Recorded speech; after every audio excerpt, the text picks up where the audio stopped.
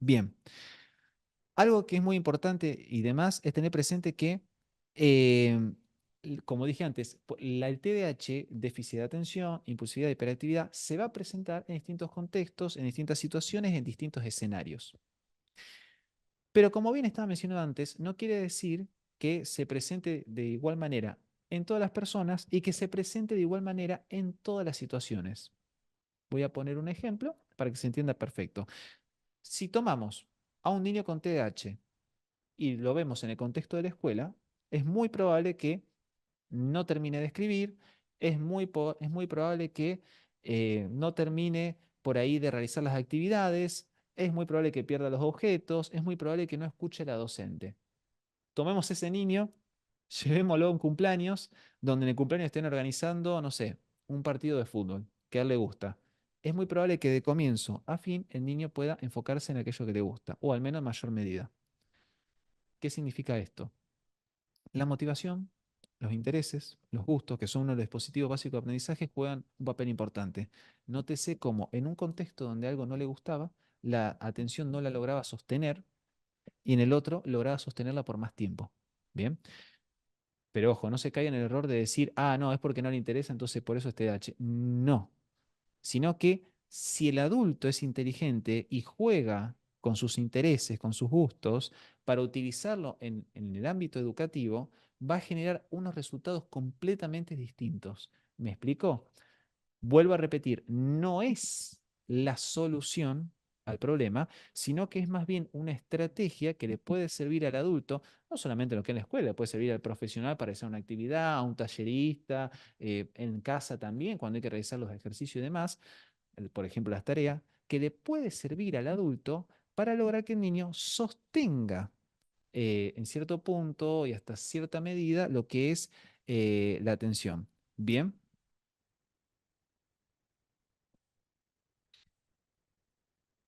A partir de esto, vamos a ver algo que es muy importante y tiene que ver con aquellas características, con aquellas particularidades, con aquellos cuadros que se pueden presentar en conjunto, en simultáneo con la persona con TDAH, o lo que es conocido como comorbilidades. Bien, algo que es muy importante tener presente es que este término, que por ahí tal vez para los profesionales es muy recurrente, quizá el resto de las personas no lo escuche tanto, eh, es importante tener presente que los cuadros que vamos a ver ahora tienen mucha probabilidad o una alta probabilidad de estar presentes en conjunto con el TDAH. ¿Qué significa esto? Que si una persona, niño, adolescente, adulto, tiene TDAH, hay una alta probabilidad de que se presente en conjunto alguno de estos dos cuadros que vamos a ver ahora. Pero no quiere decir que sí o sí estén. Bien, es decir, que hay una probabilidad alta, pero no quiere decir que sí o sí vayan a estar presentes. Y por ejemplo, uno de ellos trata de lo que es el trastorno de ansiedad generalizada. Por ejemplo, si trabajamos con un adulto que tiene déficit de atención con o sin hiperactividad, es posible que también, además, tenga un cuadro de ansiedad generalizada. ¿Qué significa eso? Recordamos que la ansiedad implicaba preocupación, un estado de activación generalizada. Bueno, en el trastorno de ansiedad generalizada, la persona va a tener esa ansiedad por varios temas o por varias cuestiones. Puede sufrir ansiedad por salir de la casa, por tomarse un colectivo, por ir a la escuela, por ir a la facultad, por ir al trabajo, es decir, por varias situaciones de su vida. En síntesis, en estos cuadros, además de tener el déficit de atención con o sin hiperactividad, la persona experimentaría ansiedad frente a diversos escenarios, situaciones, actividades, tareas, obligaciones. Bien, entonces, nótese cómo acá por ahí se dificulta un poco más la situación, porque no solamente hay que trabajar con esa atención, impulsividad y quizá hiperactividad, sino a su vez con aquellos pensamientos que le van generando ansiedad a la persona y que le dificultan llevar a cabo distintas actividades que pueden ser cotidianas. La persona que sufre ansiedad generalizada puede sufrir ansiedad cuando se toma un colectivo, cuando se toma algún otro transporte, cuando sale de la casa, cuando va a comprar a la verdulería. Es decir, actividades que son rutinarias, son cotidianas, le pueden llegar a generar ansiedad a la persona. Es por eso que van limitando las actividades de este sujeto. Y esa es una de las grandes dificultades. La persona, por ejemplo, deja de tomarse el colectivo porque le genera ansiedad, deja de agarrar esta ruta para ir al trabajo porque le genera ansiedad. Entonces, uno de los problemas es que va limitando la actividad de las personas. Bien. Obviamente que requieren de lo que es su terapia, su tratamiento, la consulta. Bien. Es decir, que algo que es muy importante eh, tener presente es, ante la duda, consultar al profesional. Por favor, descarten el famoso Doctor Google, como le digo yo, donde uno tiene una duda, consulta y lo más probable es que siempre sea catastrófico la respuesta que sale en Internet. Si hay dudas, nada va a reemplazar el ojo clínico, la experiencia, los conocimientos del profesional. Bien, una consulta, se acerca, se realizan las evaluaciones correspondientes, se hace el seguimiento. Bien. A partir de esto, algo que es muy probable observar, vuelta de página, algo que es muy probable observar en las personas con TDAH tiene que ver con aquella ansiedad o angustia de separación. Bien, puede experimentar lo que es la ansiedad anticipatoria, es decir, que, por ejemplo, el niño con TDAH cuando sabe que la madre se va a ir, el docente se va a ir, quizá el acompañante terapéutico se va a ir, cuando sabe que se está aproximando a aquella situación, empieza a preguntar, ¿ya te vas? ¿Cuánto falta? ¿Te vas a ir? ¿Te vas? ¿Vas a volver? ¿Me explico? Esa famosa ansiedad de separación. Nos encontramos después con que, perdón, ansiedad anticipatoria, nos encontramos después con lo que es la angustia de separación, donde la persona, una vez que se ocurrió el hecho, bien, se llevó a cabo, la persona experimenta aquel sentimiento, aquel afecto de angustia por aquella persona que se fue. Llámese padre, puede ser un profesional también, si, según el vínculo que se haya generado, acompañante, docente, va a experimentar aquella angustia de separación, bien, lo va a mencionar en palabras, que lo va a extrañar, que se va a angustiar y se lo va a poder observar. También existe, por otro lado, algunos cuadros depresivos que se generan de manera simultánea con lo que es el TDAH.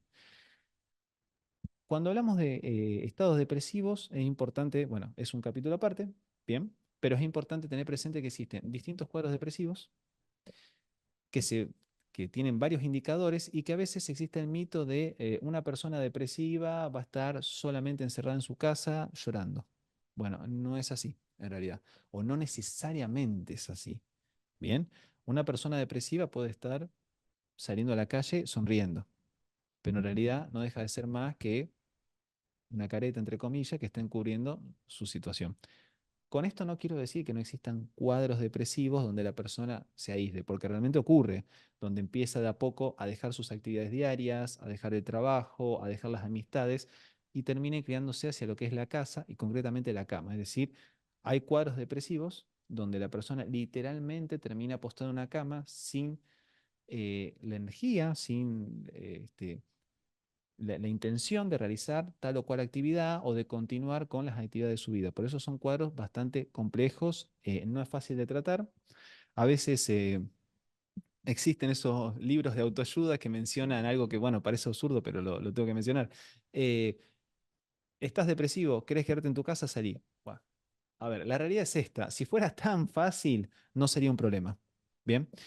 La realidad es que los cuadros depresivos, por eso yo digo que es un capítulo aparte, bien, requiere de su terapia, a veces se aplica lo que es también la medicación. Eh, es complejo de tratar, no es fácil, bien, pero no obstante es importante saber que tiene su tratamiento, que lo necesita, que requiere de una terapia y que hay ciertos indicadores que no pueden pasar por alto. Bien. Como dije antes, la persona lo puede expresar, la persona puede no expresarlo, sino que manifiesta socialmente sonrisa, alegría, y en realidad es todo lo opuesto. Bien, para no irme de tema, volviendo a lo que es la clase, recordemos que estamos hablando de aquellos cuadros que se pueden presentar en simultáneo. Y mencionamos, en simultáneo con el TDAH o comorbilidad con lo que es ansiedad generalizada, bueno, lo que es la ansiedad y la angustia de separación, cuadros depresivos. Y algo que es muy importante y que se ve bastante hoy en día en lo que es, por ejemplo, en los niños, la escuela y demás, tiene que ver con el famoso TND, trastorno negativista desafiante. Es extenso, Es largo, pero es importante tener presente que el TND se caracteriza, como bien dice el nombre, por personas que frente a la figura de autoridad llevan la contra. Es decir, esperan que la persona coloque un límite, coloque un control, digamos, a sus conductas, que en definitiva, en última instancia, los límites implican ello, una forma de encuadrar las conductas de la persona. Esperan que la persona coloque un límite para poder transgredirlo, incluso para poder confrontar aquellas figuras de autoridad. Si nos fijamos en niños con TND, veremos pequeños que cuando se les prohíbe realizar tal o cual acción, van y lo hacen. O cuestionan a lo que es la autoridad, ¿por qué hacerlo? Yo lo quiero hacer, yo lo quiero de esta manera, de esta otra. Bien, acá hago un paréntesis, porque van a decir, no, mi hijo lo tiene, lo tiene. Bueno, no diagnostiquemos, ¿no? Dejemos eso a los profesionales. Punto número uno. Punto número dos, que un niño no haga caso una vez, dos veces no quiere decir que tenga TND. Bien, hay otros indicadores más. Pero sí es importante tener presente esto. El niño con TND, que acá estaría en una comorbilidad con TDAH, el niño con TND va a esperar que esté el límite para transgredirlo. Va a confrontar o va a haber ciertas disputas, discusiones con aquella figura de autoridad. Padres, docentes, preceptores, terapeutas, ¿bien? No le van a gustar las actividades grupales, ¿bien? Y en caso de participar en una actividad grupal, va a querer tomar el rol de líder, es decir, de quien tome las decisiones. ¿Por qué? Porque no va a tolerar que se realice algo distinto a lo que esa persona quiere. No le van a gustar tampoco los deportes en equipo. Es por eso que en las cuestiones deportivas va a preferir la natación, el tenis, ¿bien? No va a preferir deportes de equipo como pueden ser fútbol, básquet, vóley, rugby y demás. Todo lo que sea en equipo, no, donde no pueda ser el líder o donde tenga que esperar también, donde no pueda obtener lo que quiera, baja tolerancia de frustración, lo va a rechazar. ¿Bien?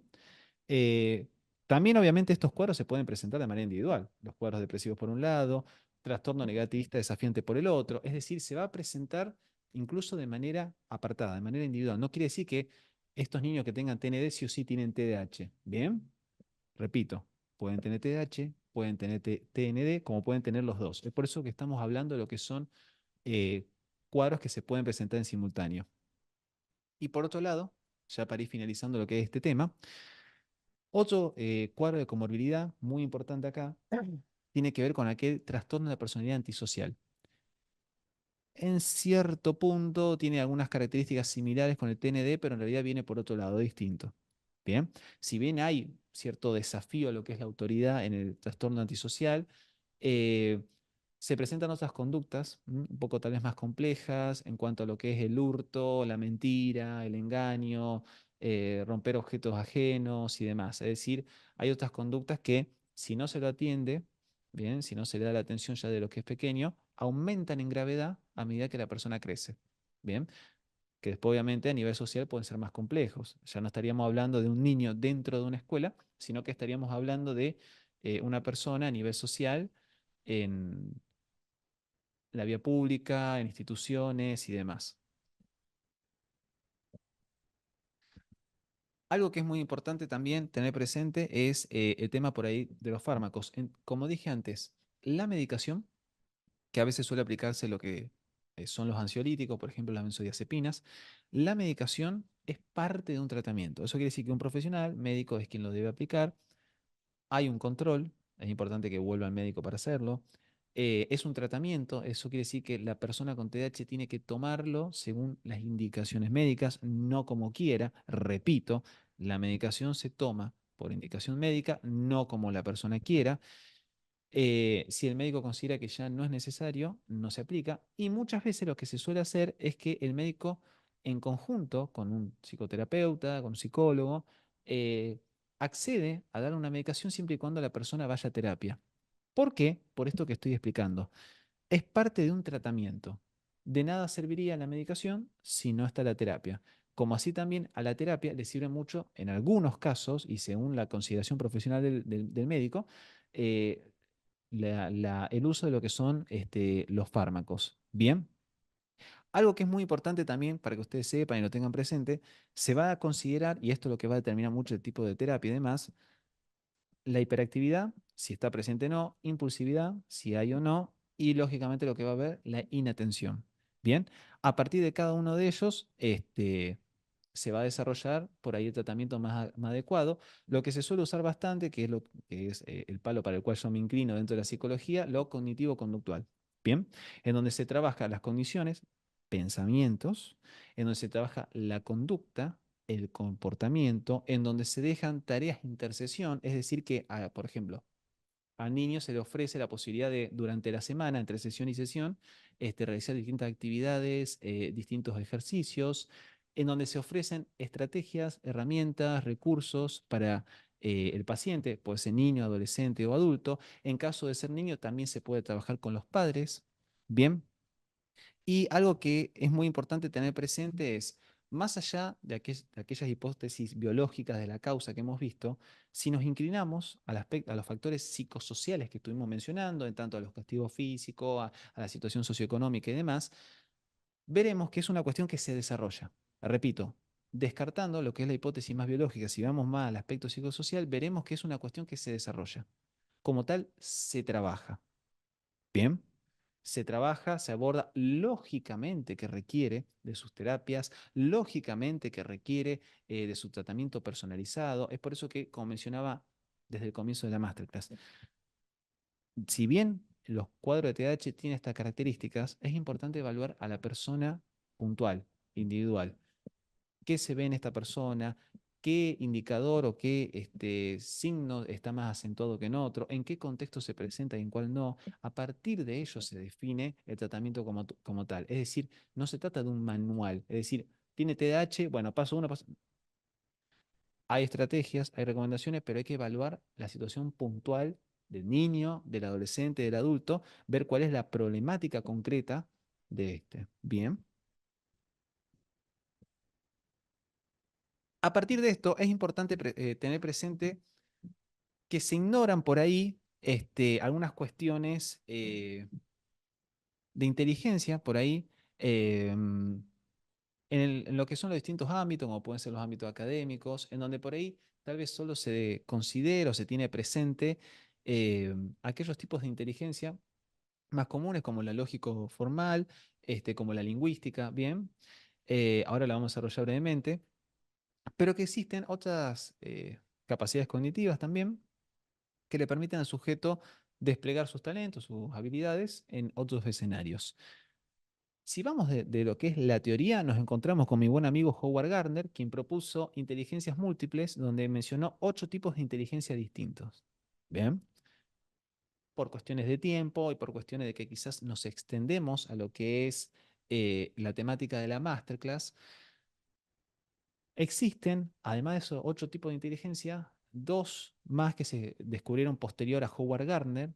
Bien, pero lo importante, y en donde yo quiero hacer foco, viene por el lado de que no existe un único tipo de inteligencia, sino que son varias.